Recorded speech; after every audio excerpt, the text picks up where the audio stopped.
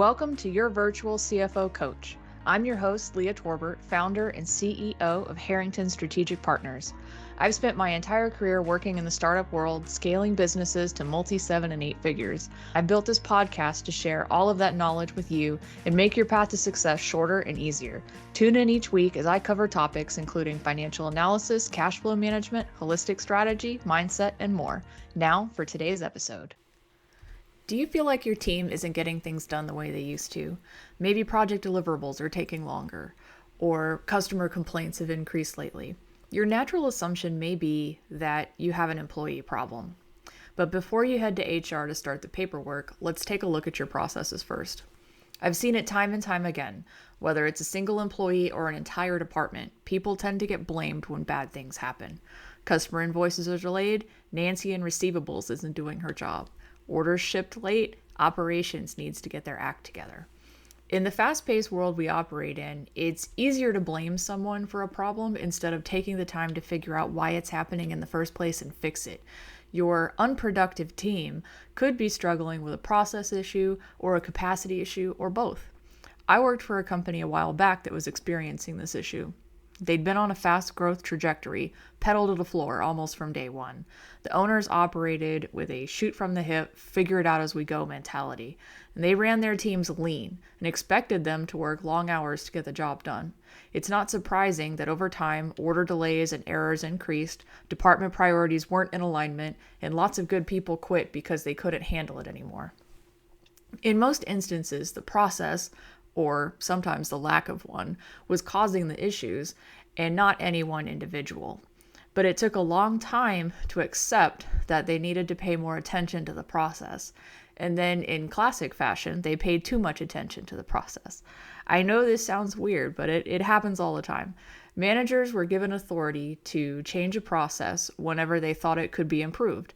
In theory, this sounds like a good idea, right? If the process isn't working, change it. But here's what actually happened. A single process could change several times in 1 week. Changes were often verbal or via email with little to no training. No current process document existed for them to refer back to if they had a question. Managers didn't let other departments know that changes had been made that could affect the process down the line.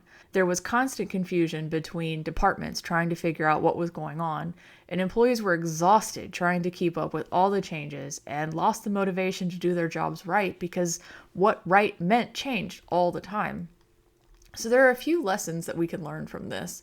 As a CEO, it's your responsibility to see beyond the now and think longer term about how changes you're making today will impact the future. You need to be proactive, anticipate roadblocks, build your processes to minimize those impacts, and empower your team to work together to find solutions when challenges arise. And you need an operations system in place that supports your long-term vision and your team. You need both to succeed. Here's the deal. Everything in your business is connected. If one of your goals is to increase revenue, then you need to understand everything that goes into supporting that goal. It's not just about increasing your sales team or developing a new program to make more money. It's about mapping out every step in the process, from acquiring the customer, processing the order, collecting the payment, and then ensuring that the customer is happy with your performance and wants to continue doing business with you. If any one of those things isn't optimized and fully integrated with the steps that come before and after it, it can have a huge negative impact over time. This is what I refer to as the cohesive cash flow system. Your operations are optimized to generate consistent cash flow, increase profits, and remove the kindling that's causing all the fires you spend so much time putting out every day. Clients are often surprised as they go through this process when we get to the root of a problem they are experiencing. Remember Nancy in receivables, the lady that people assumed wasn't doing her job? What we found out is that Nancy couldn't issue the invoice because the sales rep wasn't following their process for gathering customer information to perform a credit check. And then the sales manager wasn't making it clear that that was actually important. For Nancy, no credit check meant she couldn't issue the invoice because no payment terms had been agreed upon. The sales rep just assumed the order would be net 30 and moved on to the next sale. This misunderstanding led to longer times to invoice and decreased cash flow significantly. We changed the process so that the sales rep would send contact info to Nancy, and then she would reach out directly to handle a credit check. Nancy would keep the sales rep up to speed on the credit check process and let operations know when it was okay to ship the order. So the sales rep didn't have to do any extra work, operations didn't ship orders without authorization, and then Nancy could actually get her invoices out on time. It made a huge difference in cash flow and employee morale because they were working together to serve the customer instead of working against each other. And you remember that operations team that was shipping orders late? When we dug into this issue, we discovered that the sales reps were making delivery promises without verifying the lead times for products.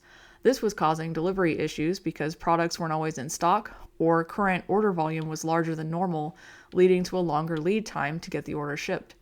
We implemented some process changes so the sales reps had better access to inventory levels and lead times in the warehouse so they could manage expectations with the customers on the front end.